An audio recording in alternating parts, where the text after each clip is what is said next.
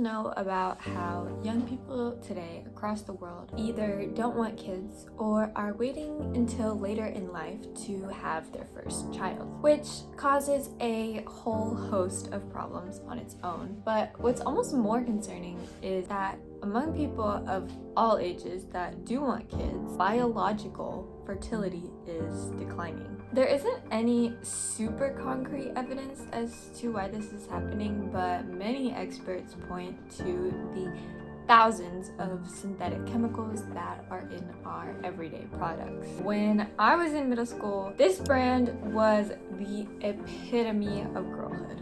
We were all obsessed with the perfumes and lotions and tiny little hand sanitizers. It wasn't until 2020 when I watched the documentary Stink that I learned about how many of these companies in the US spend millions of dollars lobbying state and federal governments against legislation that would mandate them to disclose their ingredients on their bottles instead of just listing the word fragrance. This goes to show how little we know about the chemicals that are around us all the time, and if they're putting that much effort into hiding what they are, it's probably not good news. What we do know is that biomarkers for reproductive health are on the decline.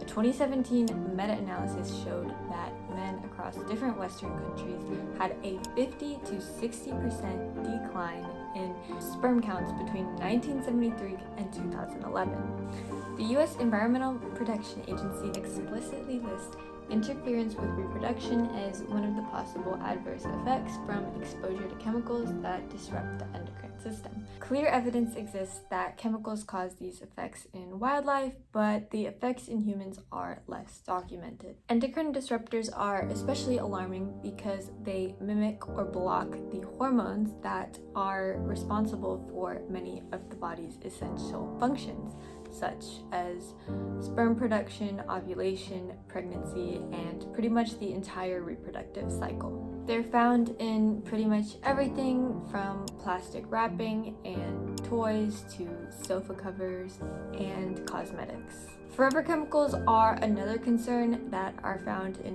pretty much everything from nonstick cookware to our water supply, and they're called forever chemicals because they don't break down and they pretty much just accumulate inside of our bodies and our environment. In 2023, researchers found that higher concentrations of forever chemicals or PFAS in blood led to a significant reduction in the likelihood of pregnancy or live birth in women. BPA is another one that has shown a strong correlation with reduced sperm counts in men. It has been banned in baby bottles in the US and Europe for over a decade now, but still continued to be prevalent in many other products. In 2020, a study showed BPA prevalent in the urine of 92% of men from 11 different European countries, which in 2024 led to the ban of BPA in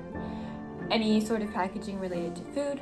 But in the US, BPA exposure is still very prevalent. Phthalates are the primary chemical in most products that have the ingredient fragrance in them, and these are strongly correlated with both reduced egg yield in women and lower sperm counts in men. Researchers also found a decline in fertility in dogs, suggesting that the drop in fertility in humans is at least partially due to environmental exposure to chemicals. What's really interesting is that this pattern isn't just happening in the US and Western countries. When you zoom out, it's happening everywhere. Scientists in Europe, Asia, and Latin America are reporting the same declines in sperm quality, the same hormonal disruptions, and the same rises in PFAS, BPAs, and forever chemicals in blood samples. It's so interesting to see how this story can be repeated in so many different places with totally different cultures, lifestyles, and diets. And this shows that it's not always about personal choices, but often it's something bigger.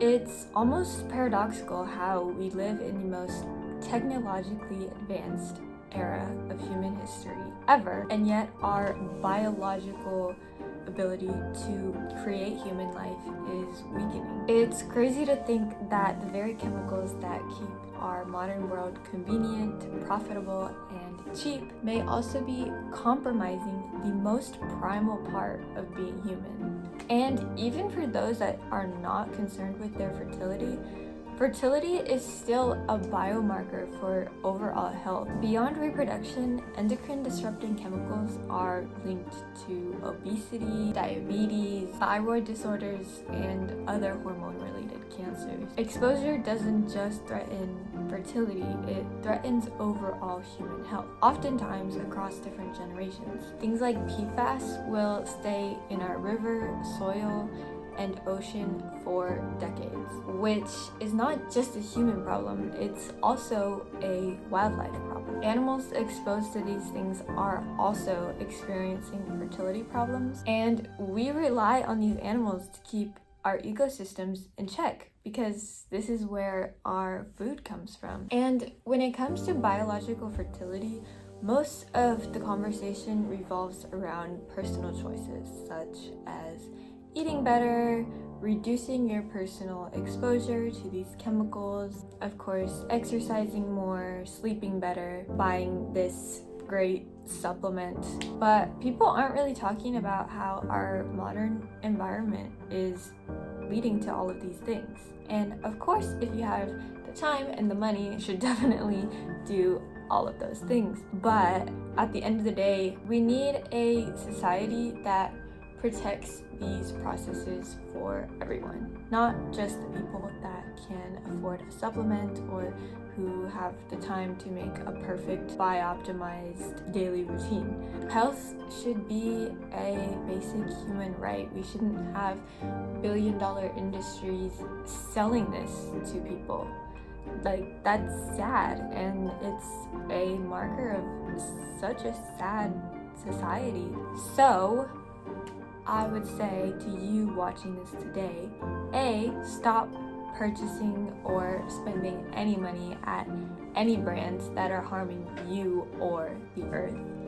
And B, put pressure on your local or federal governments to regulate these industries. Tell them that you don't want these companies operating in your country or in your town. But we also need to put effort into creating a better world for everyone. I think that's what this new rise in self-help is lacking, is like, what are we doing to make a better world for everyone? So yeah, take care of your own health, but also take care of the earth, because we rely on it just as much as it relies on us to do so.